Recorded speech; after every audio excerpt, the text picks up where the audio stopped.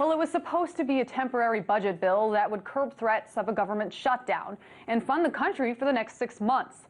President Obama signed House Resolution 933 into law on Tuesday, but hidden within the text of this budget bill is a section critics are calling the Monsanto Protection Act.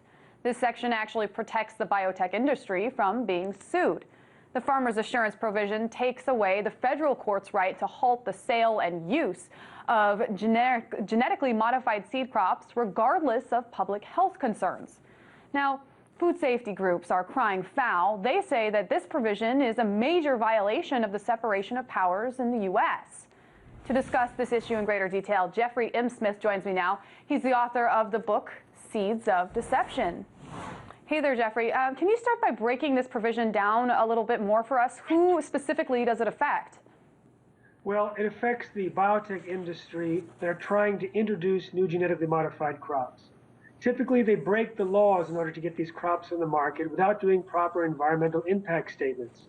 And this is why they had to stop the introduction of Roundup-ready alfalfa in the past, and they had to face lawsuits and court statements that was telling them to stop the introduction of sugar beets. Now, however, go ahead. With this provision, even if the court tells the USDA you have introduced a genetically modified crop illegally and you must stop and introduce a proper evaluation of the environmental impact, this measure tells the USDA that they are mandatory, that they're required to go ahead and allow farmers to plant it and wave their fingers, so to speak, at the courts. So it actually dismembers the normal balances of power and checks and balances between the courts and the executive branch. Now, from what I understand, Jeffrey, this provision will only last as long as this bill does, so just about a year or so. So what harm could 1 year really do, considering the fact that Monsanto and other biotech giants win the majority of their court cases? How will it affect us legally and environmentally? Well, actually, they continue to lose to the Center for Food Safety because they continue to introduce these products without proper environmental impact statements. And so they recently passed a policy that allowed companies like Monsanto to do their own environmental impact statements. So now we have a situation where the fox is guarding the hen house and then also managing all the key positions.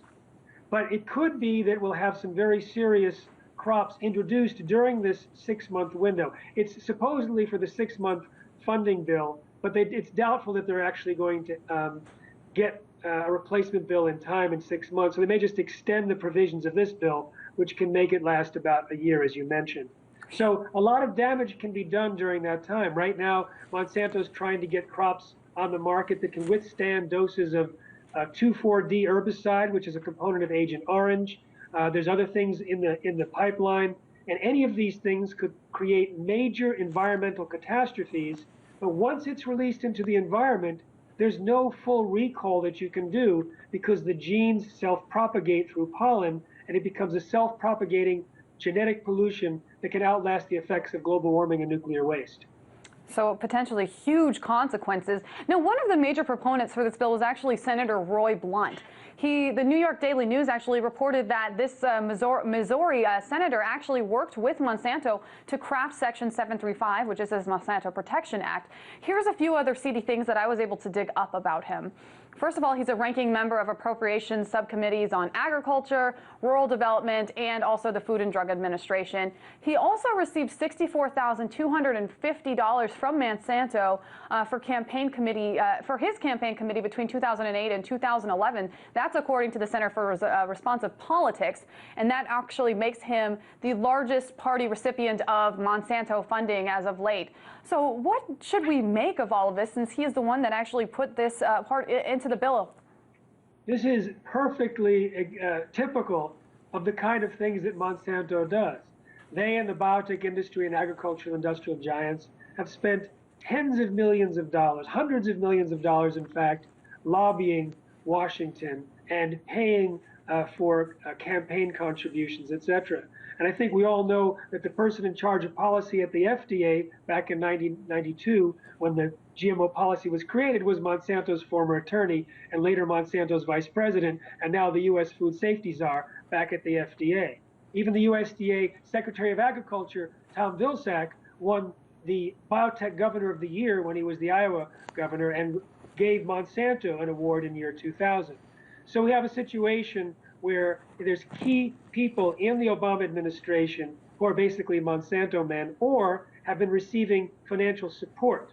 So this is why we are in favor of a market campaign to stop GMOs, where people avoid GMOs because they're actually dangerous for health, and then we'll see the companies eliminate them, even if the government is still marching lockstep with the biotech industry. So obviously they're very influential when it comes to both the biotech industry as well as possibly lawmakers, as you're saying. Now, some Democrats are simply claiming that they didn't know anything about this particular part of the bill. The entire bill, which was H.R. 933, was about 78 pages long. I read the section 735 myself, and I found the text to be rather cryptic. But I'm not paid to vote for these things. Is this an assertion that the Democrats simply didn't know about the Monsanto Protection Act a valid excuse, or does it highlight perhaps a bigger problem about our legislators? I think yes and no.